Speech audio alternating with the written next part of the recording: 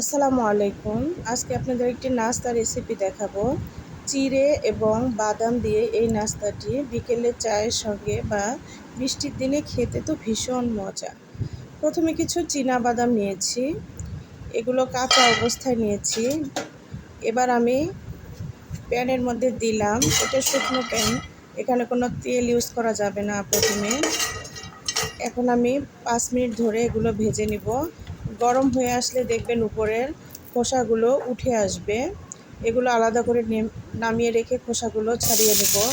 এবার 5-6টা কাঁচামরিচ এবং 2টা বড় সাইজের পেঁয়াজ নিয়েছি, প্যানের মধ্যে দিয়ে তেলের সঙ্গে ভালোভাবে ভেজে নেব। এখন খোসা উঠানো বাদামগুলো তেলের মধ্যে দিয়ে দিলাম, পেঁয়াজ মরিচের সঙ্গে ভালোভাবে ভেজে নেব।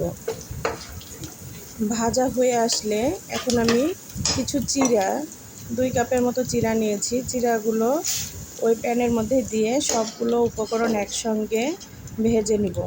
আমার কিন্তু এই কাজটি করতে সময় লেগেছে আধা ঘন্টার মতো বা 25 মিনিট। লবণ দিয়ে দিলাম। এবার ভালোভাবে ভেজে নিলেই রেডি চিড়া ভাজা। আপনারা একবার ট্রাই করে দেখতে পারেন।